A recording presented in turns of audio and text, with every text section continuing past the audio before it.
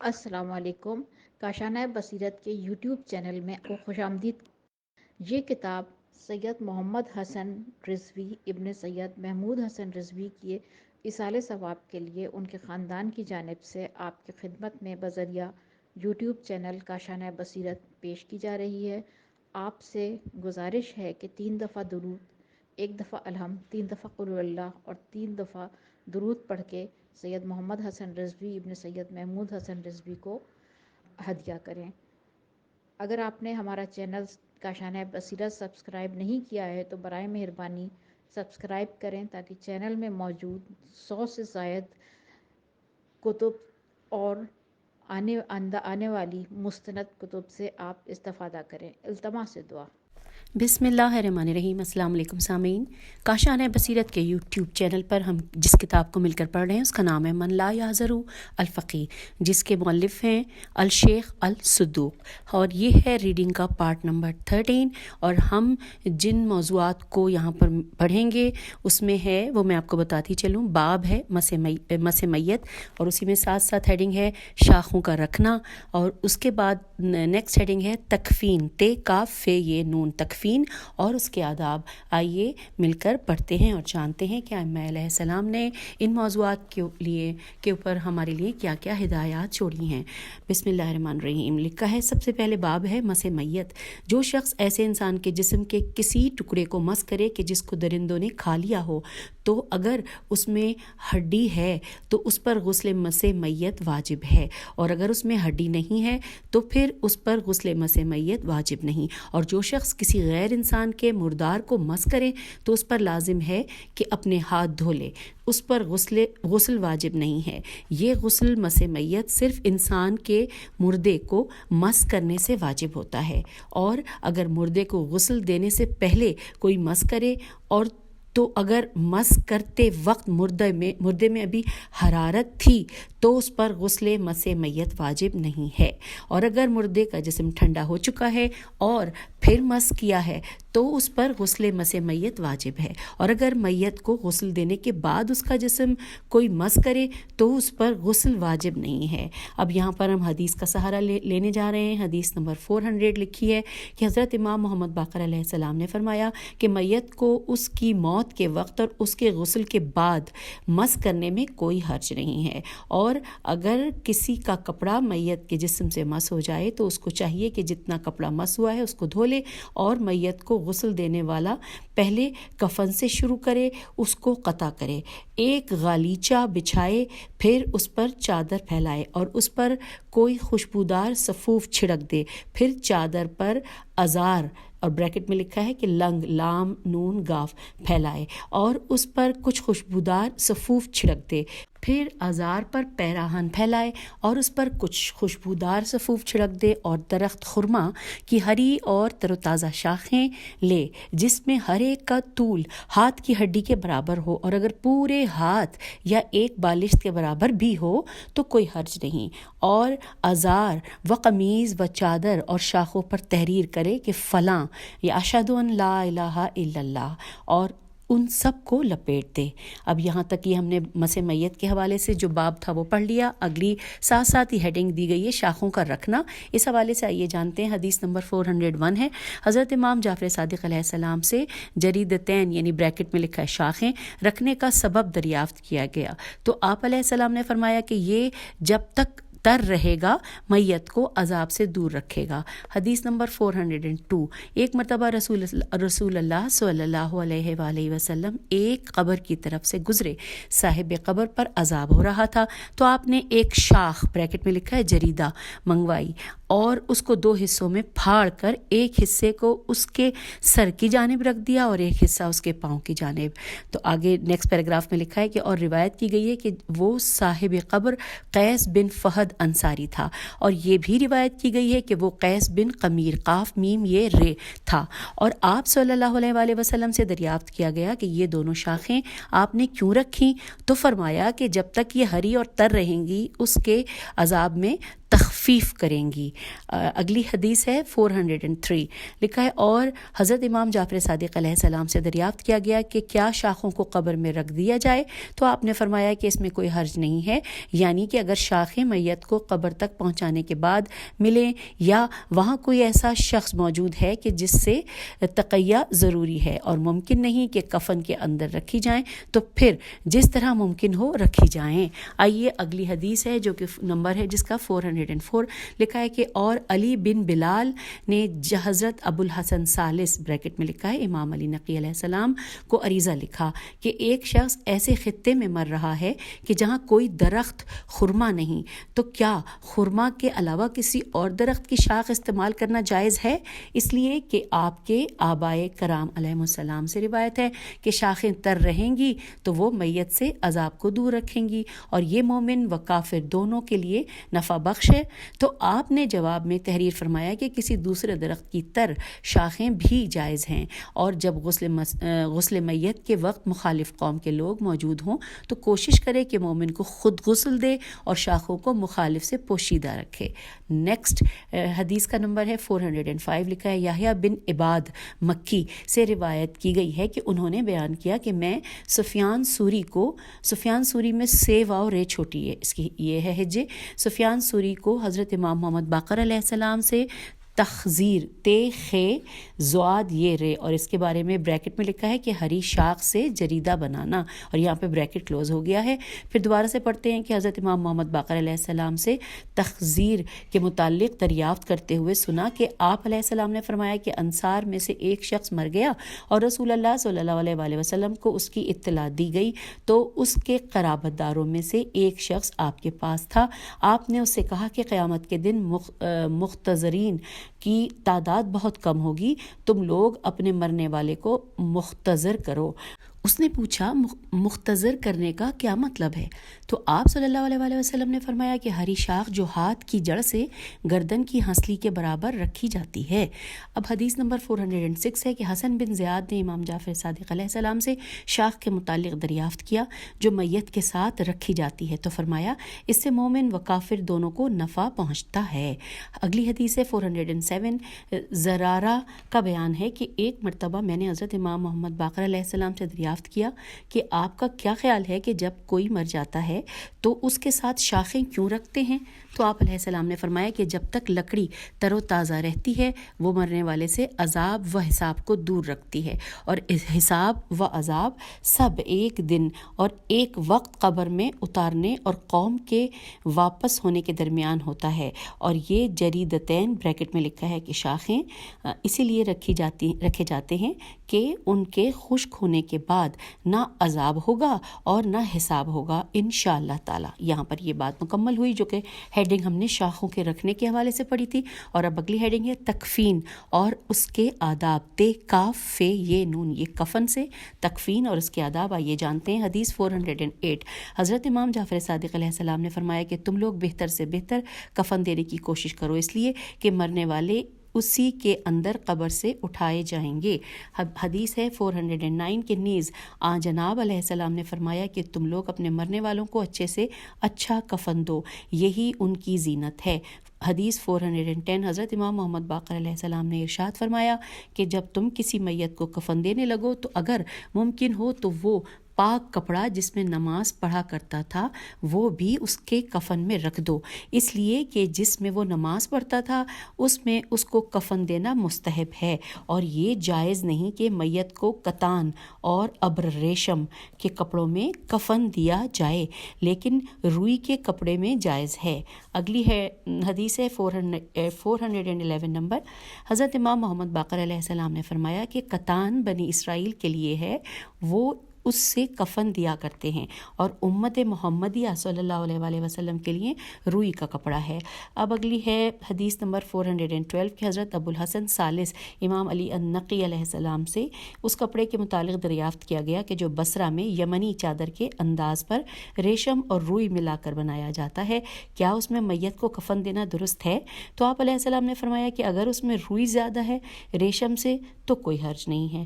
اگلی حدیث 413 نمبر پہ ہے، لکھا ہے کہ اور حضرت امام موسیٰ بن جعفر علیہ السلام سے ایک ایسے شخص کے متعلق دریافت کیا گیا کہ جس نے پوشش خانہ کعبہ کا تھوڑا سا حصہ خریدا اور اس میں سے کچھ سے اپنی ضرورت پوری کی اور کچھ ابھی اس کے پاس ہے، کیا اس کا فروخت کرنا اس شخص کے لیے درست ہے؟ تو آپ نے فرمایا کہ اس میں سے جتنا چاہے فروخت کرے، اور اگر فروخت کرنے کا ارادہ نہ ہو تو کسی کو ہبہ کر دے اور اس سے نفع حاصل کرے اور اس سے برکت طلب کرے۔ تو عرض کیا گیا کہ کیا اس میں میت کو کفن بھی دیا جا سکتا ہے؟ تو آپ نے فرمایا کہ نہیں۔ اب اگلی حدیث کا نمبر ہے 414، لکھا ہے کہ اور حضرت امام جعفر صادق علیہ السلام نے فرمایا کہ میت کی قمیض، بریکٹ میں لکھا ہے پیراہن، کا دامن نہ گول تراشا ہوا ہو، نہ اس میں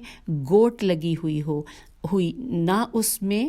کھنڈی اور بٹن لگے ہوئے ہوں۔ اب یہ کھنڈی ہو سکتا ہے اسے کھنڈی کہتے ہوں، آئیے میں اس کی ہجے کرتی ہوں، گاف سے ہے یہ، گھنڈی،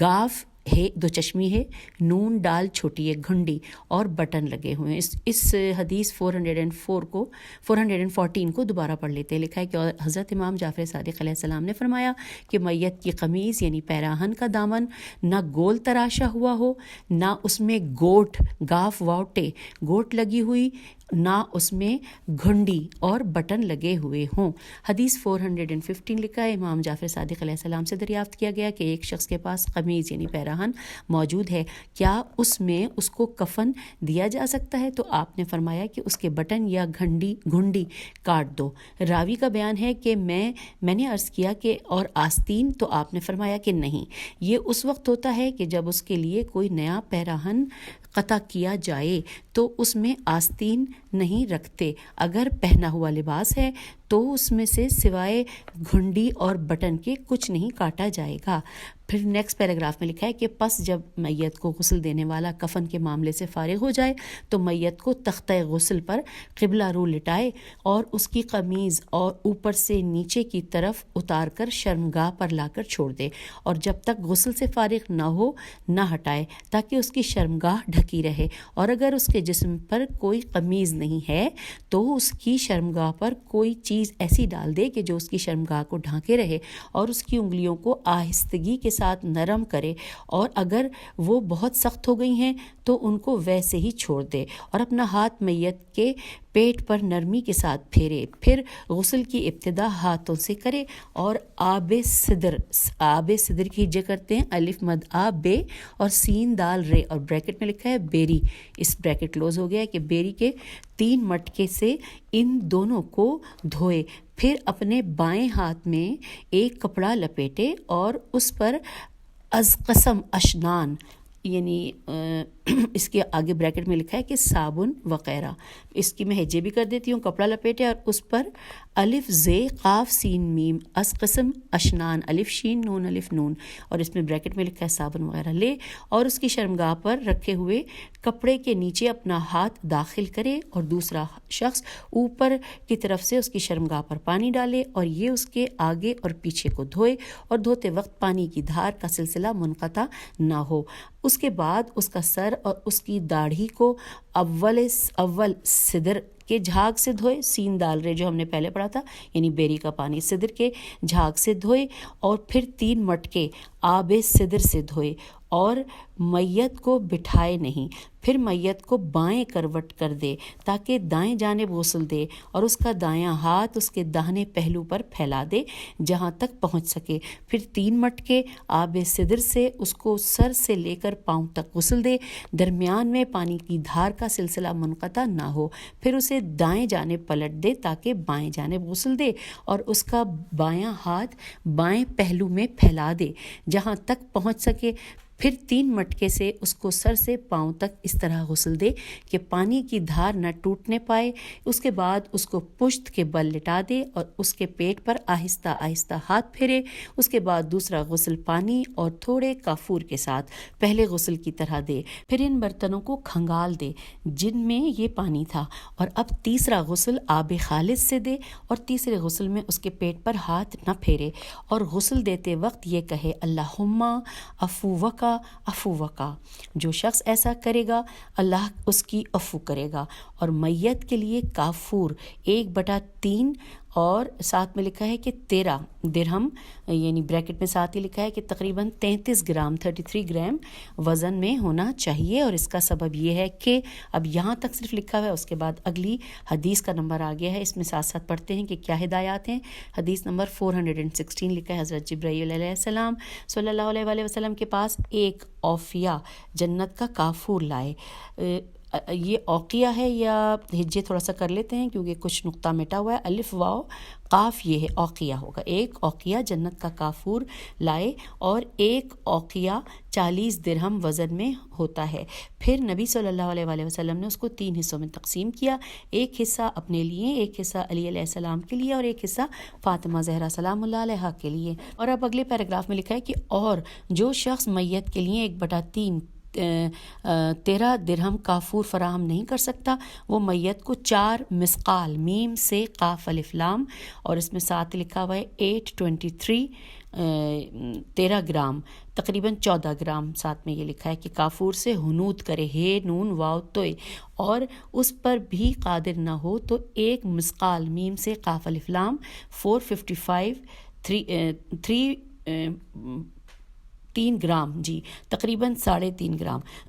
اس سے کم نہیں، یہ اس کے لیے ہے کہ جو کافور پا سکے۔ پھر آگے اگلے پیراگراف میں لکھا ہے کہ اور مرد عورت دونوں کا ہنوت ہے نون واو توئے برابر ہے۔ اس کے علاوہ میت کو دھونی دینا یا اس کے پیچھے خوشبو سلگا کر چلنا مکروہ ہے، لیکن کفن کو خوشبو کی دھونی دینا اس میں کوئی حرج نہیں۔ اور کافور میت کی آنکھ، ناک، کان، منہ، دونوں ہاتھوں، دونوں گھٹنوں اور تمام جوڑوں پر اور اس کے سجدے کے اعضاء پر رکھا جائے گا، اور اگر کافور میں سے کچھ بچ رہا ہے تو اس کو سینے پر رکھ دیا جائے گا۔ پھر آگے لکھا ہے کہ اور جب غسل دینے والا تیسرے غسل سے فارغ ہو تو کوہنی سے انگلیوں تک اپنے ہاتھ دھو لے اور میت پر ایک کپڑا ڈال دے تاکہ وہ اس کا پانی جذب کر لے۔ اور یہ جائز نہیں کہ وہ پانی جو میت کے غسل کا بہہ رہا ہے وہ پاخانے کے کنویں میں، بریکٹ میں لکھا ہے کہ سین نون ڈال الف سین، بریکٹ کلوز ہو گیا ہے، اس میں ڈالا جائے چاہے کہ اسے کسی گھر کے استعمال شدہ پانی کے جمع ہونے کی جگہ یا کسی گڑھے میں ڈالا جائے۔ پھر لکھا ہے کہ اور یہ بھی جائز نہیں کہ میت کے ناخن کاٹے جائیں، اس کی مونچھیں اور اس کے بال تراشے جائیں، اور ان میں سے اگر خود کچھ گر جائیں تو اس کے ساتھ کفن میں رکھ دینا چاہیے۔ پھر لکھا ہے کہ پھر غسل دینے والا غسل کرے، پہلے وضو کرے پھر غسل کرے، اس کے بعد میت کو اس کے کفنوں میں رکھے اور شاخیں اس کے ساتھ رکھ دے۔ پھر لکھا ہے کہ ایک شاخ دائیں جانب ہنسلی کے پاس ہے نون سین لام چھوٹی ہے ہنسلی کے پاس اس کی جلد سے ملا کر رکھے، پھر اس کی قمیص دائیں جانب سے اس پر ڈال دے اور دوسرا جریدہ بائیں جانب اس کے سرین کے پاس سین رے یہ نون سرین کے پاس قمیص اور ازار کے درمیان رکھ دے اور اس کو اس کے ازار اور اس کی چادر میں لپیٹ دے۔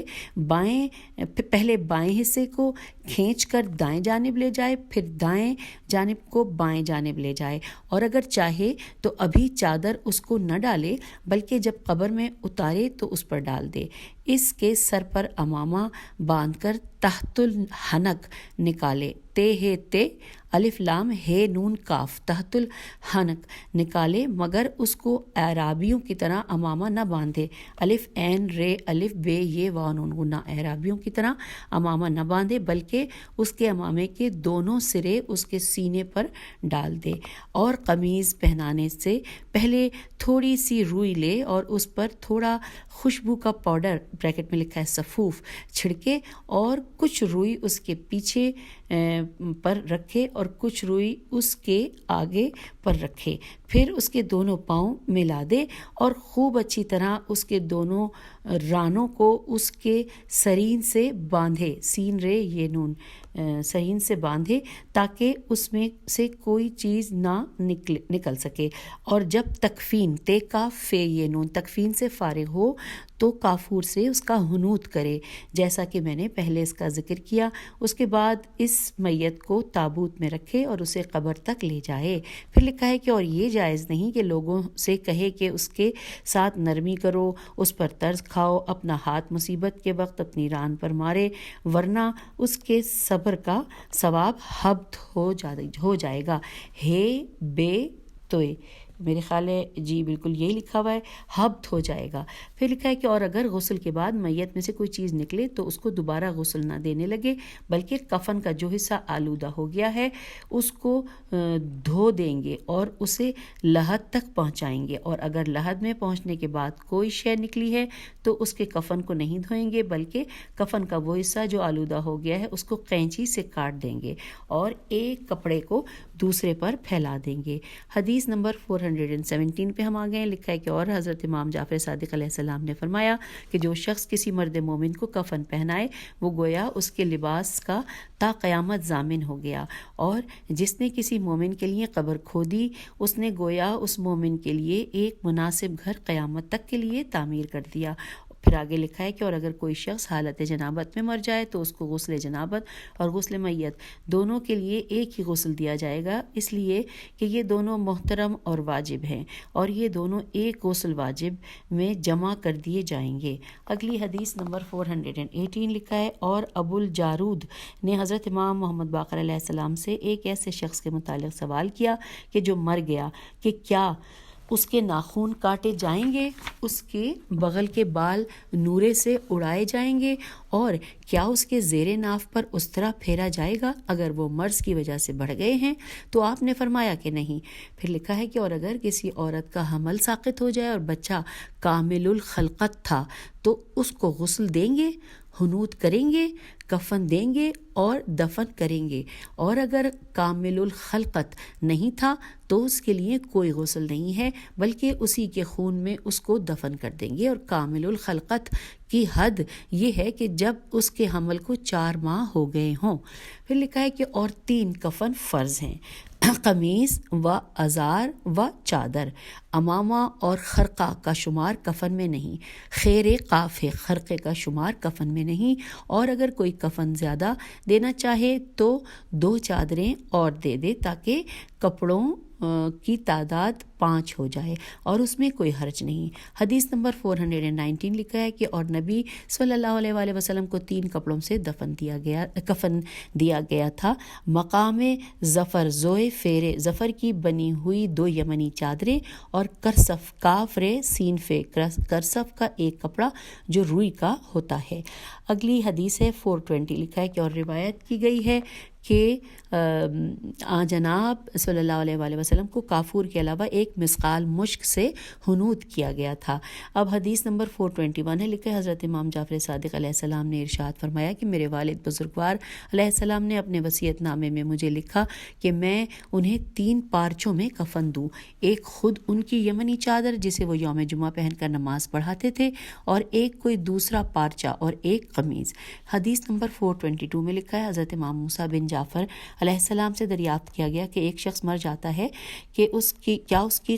کو قمیض کے بغیر 3 کپڑوں کا کفن دیا جا سکتا ہے؟ تو آپ علیہ السلام نے فرمایا کوئی حرج نہیں، مگر قمیض میری نظر میں سب سے پسندیدہ ہے۔ حدیث نمبر 423 پہ آگئے، لکھا ہے عمار بن موسیٰ ساباتی نے ایک مرتبہ حضرت امام جعفر صادق علیہ السلام سے دریافت کیا کہ ایک عورت حالت نفاس نون فے الف سین میں مر گئی، اس کو کیسے غسل دیا جائے؟ آپ نے فرمایا کہ اس کو بھی اسی طرح غسل دیا جائے جیسے حالت طہر توئے ہیرے میں مرنے والی عورت کو دیا جاتا ہے، اور اس طرح حائضہ کو بھی اسی طرح حالت جنابت میں مرنے والی کو صرف ایک غسل دیا جائے گا۔ اگلی حدیث ہے نمبر 424، آئیے پڑھتے۔ لکھا ہے کہ ایک مرتبہ حضرت ابو الحسن ثالث امام علی النقی علیہ السلام سے دریافت کیا گیا کہ کیا میت کے قریب مشک کو بخور سلگایا جا سکتا ہے؟ مشک کو بخور یہ بے خے واورے سلگایا جا سکتا ہے؟ آپ نے فرمایا کہ ہاں۔ اب اگلی حدیث ہے 425 کہ حضرت امام جعفر صادق علیہ السلام نے فرمایا کہ اگر کوئی عورت حالت نفاس میں مر جائے اور خون زیادہ آ رہا ہو تو اس کو ناف تک چمڑے میں یا چمڑے کے مانند کسی چیز میں ڈال دیا جائے گا تاکہ آلودگی دور ہو جائے، پھر اس کے آگے اور پیچھے روئی رکھ دی جائے گی، اس کے بعد اس کو کفن پہنایا جائے گا۔ اگلی حدیث ہے 426۔ حضرت امام جعفر صادق علیہ السلام سے ایک ایسی عورت کے متعلق پوچھا گیا کہ جو مردوں کے ہمراہ تھی اور مر گئی، اور ان لوگوں کے ساتھ اس عورت کا کوئی محرم نہیں تھا، کیا یہ لوگ اس عورت کو اس کے کپڑوں میں ہی غسل دے سکتے ہیں؟ آپ نے فرمایا کہ پھر تو ان لوگوں پر بات آ جائے گی، لیکن ہاں وہ لوگ صرف اس کے دونوں ہاتھ دھو سکتے ہیں۔ اگلی حدیث نمبر 427 ہے کہ اور عبداللہ بن ابی یافور فیواورے نے امام علیہ السلام سے دریافت کیا کہ ایک مرد ہے جو عورتوں کے ساتھ سفر میں تھا، وہ مر گیا، اب ان عورتوں کے ساتھ کوئی دوسرا مرد بھی نہیں ہے، تو یہ عورتیں اس مرد کی میت کا کیا کریں؟ تو آپ نے فرمایا کہ وہ عورتیں اس کی میت کو اسی کے کپڑوں میں لپیٹ کر دفن کر دیں گی، اسے غسل نہیں دیں گی۔ اب اگلی حدیث ہے نمبر 428، لکھا ہے کہ اور حلبی نے جناب علیہ السلام سے دریافت کیا کہ ایک عورت سفر میں مر گئی، اس کے ساتھ اس کا محرم نہیں اور نہ ہی اس کے ساتھ کوئی دوسری عورت ہے، تو آپ علیہ السلام نے فرمایا کہ وہ جس طرح بھی اپنے کپڑوں میں ہے اسی طرح دفن کر دی جائے گی، اور ایک مرد مرتا ہے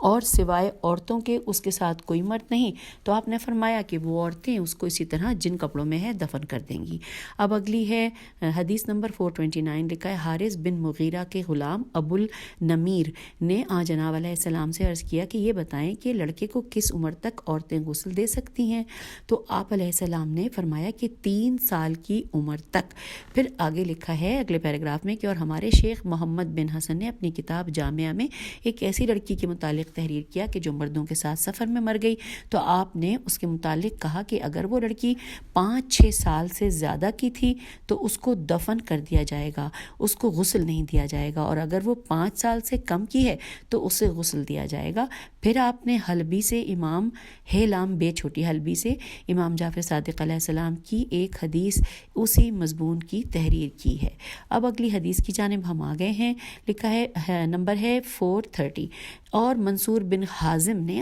جناب علیہ السلام سے دریافت کیا کہ ایک مرد اپنی عورت کے ساتھ سفر میں تھا، کیا وہ اس کو غسل دے سکتا ہے؟ فرمایا کہ ہاں، بلکہ اپنی ماں، اپنی بہن اور ان جیسی کو بھی وہ اس کی شرمگاہ پر کپڑا ڈال کر غسل دے گا۔ پھر اگلی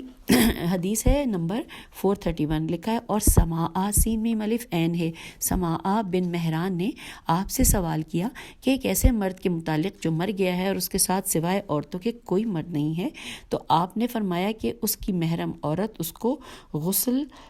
دے گی اور دیگر عورتیں اس پر پانی ڈالیں گی، اس کے کپڑے نہیں اتارے جائیں گے، اور اگر کوئی عورت مردوں کے ساتھ تھی اور مر گئی اور ان لوگوں کے ساتھ کوئی دوسری عورت نہیں ہے اور نہ اس کے ساتھ اس کا کوئی محرم ہے، تو پھر وہ جیسے اپنے کپڑوں میں ہے ویسے ہی دفن کر دی جائے گی، اور اگر مردوں میں سے اس کا کوئی محرم ہے تو اس کے کپڑوں پر ہی سے اس کو غسل دے گا۔ اگلی حدیث 432، لکھا ہے نیز اس نے جناب علیہ السلام سے ایک مرد مسلمان کے متعلق دریافت کیا کہ جو سفر کی حالت میں مر گیا اور اس کے ساتھ کوئی مسلمان مرد نہیں ہے، بس اس کے ساتھ 6 نصرانی مرد ہیں، تو اور اس کی پھوپھی اور اس کی خالہ ہیں جو مسلمان ہیں، اب اس کو غسل کیسے دیا جائے گا؟ تو آپ علیہ السلام نے فرمایا کہ اس کی پھوپھی اور خالہ اس کو اسی لباس میں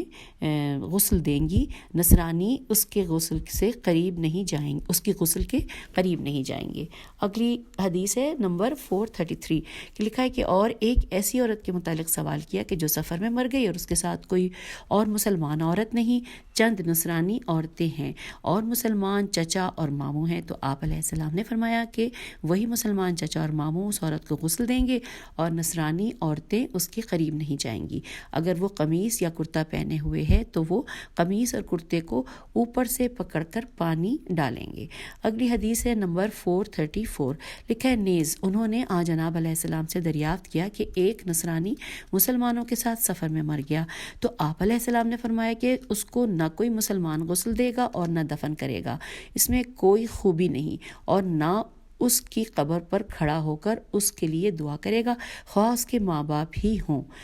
اگلی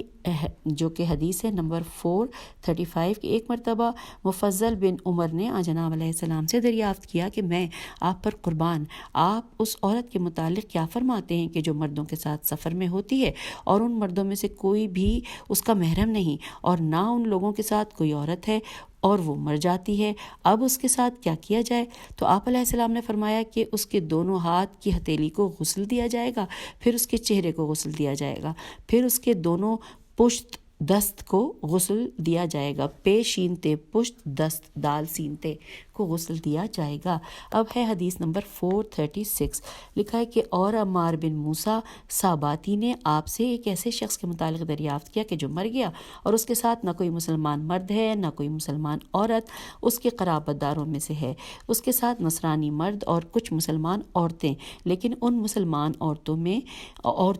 اور اس مرنے والے کے درمیان کوئی قرابت داری نہیں۔ تو آپ نے فرمایا کہ نصرانی خود غسل کرے گا، اس کے بعد اس میت کو غسل دے گا، اس لیے کہ اضطرار اور مجبوری آ پڑی ہے۔ اب حدیث نمبر 437 میں لکھا ہے کہ اور انہوں نے آپ سے دریافت کیا کہ ایک مسلمان عورت مر گئی، اس کے ساتھ کوئی مسلمان عورت ہے نہ اس کے قرابت داروں میں سے کوئی مرد ہے، بس اس کے ساتھ ایک نصرانی عورت اور کئی مسلمان مرد ہیں۔ تو آپ نے فرمایا کہ وہ نصرانی عورت پہلے خود غسل کرے گی، پھر میت کو غسل دے گی، اور پھر ساتھ ہی لکھا ہے کہ 5 آدمیوں کی میت کے دفن کے لیے 3 دن تک انتظار کریں گے، بشرطے کہ لاش میں تغیر نہ آنے لگے، پانی میں ڈوب کر مرا ہوا، آسمانی بجلی سے مرا ہوا، پیٹ کے درد سے مرا ہوا، کسی بلند مقام سے گر کر مرا ہوا اور دھوئیں سے گھٹ کر مرا ہوا، اور جس شخص کو چیچک نکلی ہو اگر مر جائے تو اس امر کا خوف ہے کہ اس کو مس کرنے سے اس کی جلد چھوٹ کر گر جائے گی، تو اس پر خوب اچھی طرح پانی ڈالیں گے، اور اسی طرح جس کے اعضاء ٹکڑے ٹکڑے ہو گئے ہیں اور جو آگ سے جل کر مرا ہوا ہو اور وہ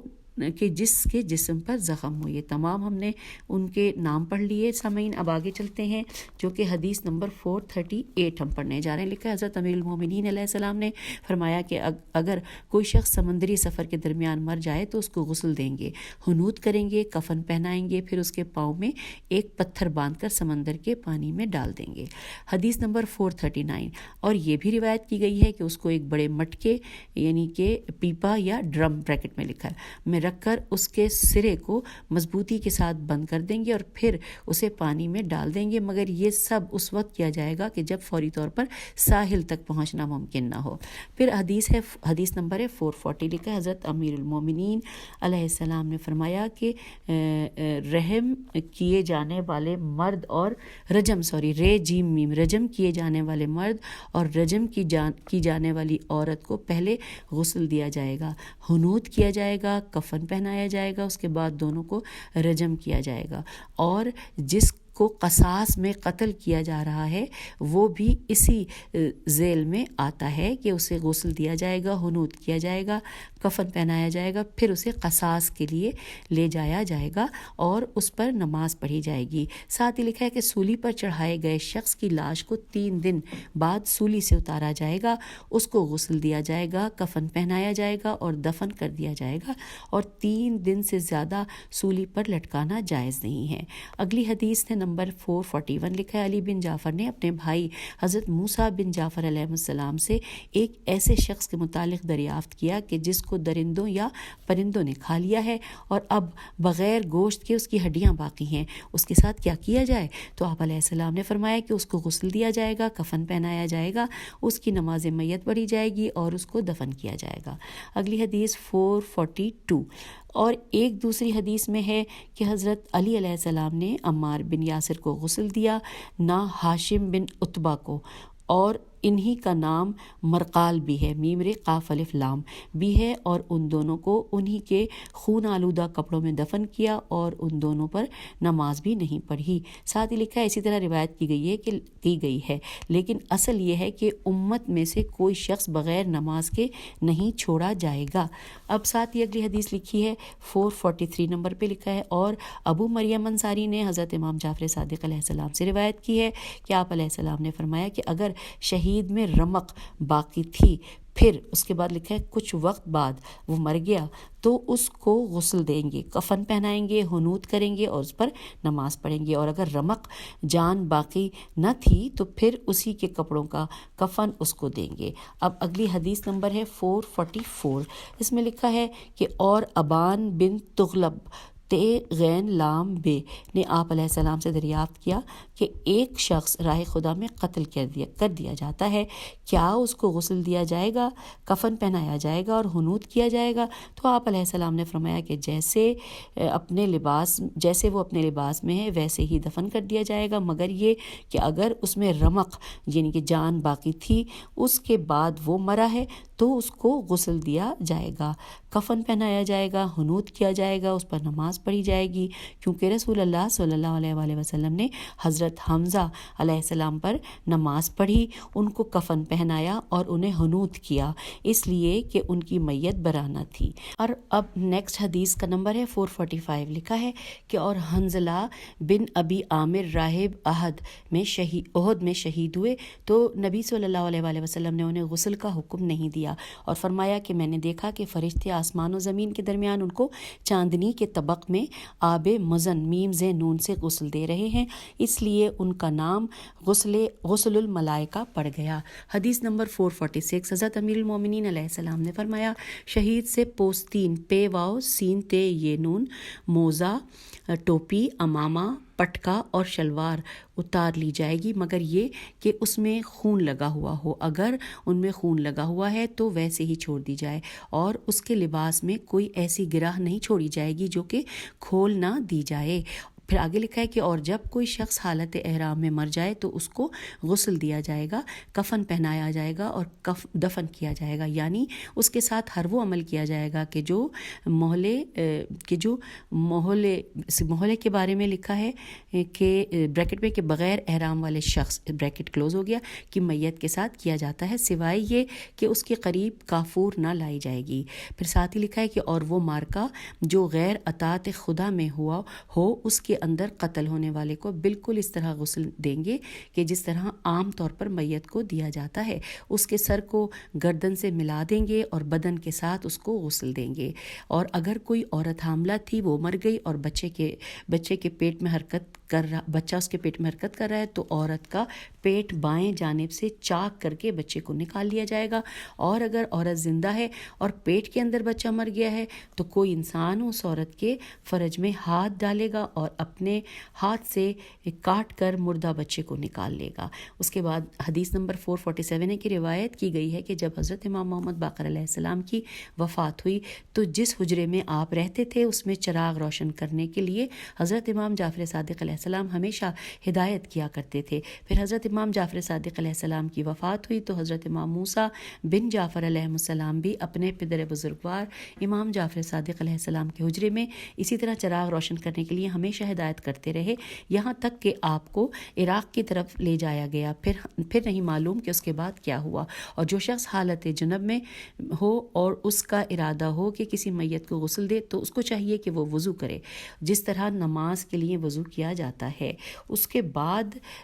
میت کو غسل دے، اور جو شخص میت کو غسل دینے کے بعد جمع کا ارادہ کرتا ہے تو اس کو چاہیے کہ وضو کر لے اور اس کے بعد مجامعت کرے، اور اگر میت کو غسل دے دیا گیا ہے پھر اس کے بعد اس میں سے خون نکلنے لگا اور اتنا زیادہ کہ اس کا سلسلہ منقطع نہیں ہوتا تو اس پر خالص مٹی کہ جس میں ریت وغیرہ نہ ملی ہو ڈال دے، اس سے خون بند ہو جائے گا۔ حدیث 448 لکھا ہے کہ ایک مرتبہ سلیمان بن خالد نے حضرت امام جعفر صادق علیہ السلام سے دریافت کیا کہ جس نے میت کو غسل دیا ہے وہ خود غسل کرے، تو آن جناب علیہ السلام نے فرمایا کہ ہاں۔ پوچھا اور وہ جس نے اس کو قبر میں اتارا ہے؟ تو آپ نے فرمایا نہیں، اس لیے کہ اس نے اس کے لباس کو مس کیا ہے۔ اور اب اگلی حدیث ہے 449، حضرت امام جعفر صادق علیہ السلام نے بیان فرمایا کہ جب میرے فرزند اسماعیل علیہ السلام کا انتقال ہوا تو اس پر ایک چادر ڈال دی گئی، میں نے لوگوں سے کہا کہ ذرا اس کے چہرے سے چادر ہٹاؤ، لوگوں نے ہٹایا تو میں نے اس کی پیشانی، اس کی ٹھوڑی اور اس کے گلے کا بوسہ لیا اور کہا کہ اب چہرہ ڈھانک دو۔ پھر تھوڑی دیر بعد میں نے کہا کہ اس کے چہرے سے چادر ہٹاؤ، لوگوں نے ہٹایا تو میں نے اس کی پیشانی کی ٹھوڑی اور اس کے گلے کا بوسہ لیا، پھر کہا کہ اب چہرہ ڈھانک دو. لوگوں نے چہرہ ڈھانک دیا. اس کے بعد میں نے کہا کہ اسے غسل دو. اس کے بعد میں اس کے پاس اس وقت آیا کہ جب اس کو کفن پہنایا جا چکا تھا. میں نے کہا کہ اس کے چہرے سے کفن ہٹاؤ. لوگوں نے ہٹایا تو میں نے اس کی پیشانی, اس کی ٹھوڑی اور اس کے گلے کا بوسہ لیا اور اسے ایک تعویذ دیا اور لوگوں سے کہا کہ اب اس کو کفن میں لپیٹ دو. آپ علیہ السلام سے پوچھا گیا کہ آپ علیہ السلام نے کس چیز سے اس کو تعویذ دیا, تو آپ علیہ السلام نے فرمایا کہ قرآن سے. اور اب اگلی اور آخری حدیث اس ٹاپک پہ ہم پڑھنے جا رہے ہیں. حدیث نمبر ہے 450. حضرت امام جعفر صادق علیہ السلام نے ارشاد فرمایا, رسول اللہ صلی اللہ علیہ وآلہ وسلم نے, کہ عثمان بن مظعون میم زوئے عین واو نون رضی اللہ تعالیٰ عنہ کی موت کے بعد ان کو بوسہ دیا. اور یہاں پر ہماری ریڈنگ کا پارٹ نمبر 13 مکمل ہو گیا اور ہم نے تکفین کے حوالے سے جتنی بھی ہدایات تھیں تکفین اور اس کے آداب جان لیے ہیں. اور اگلی نشست میں ہم پڑھنے جا رہے ہیں نماز میت کے حوالے سے معلومات جانیں گے. تو اس نشست میں اجازت دیجیے. خدا حافظ. فی امان اللہ.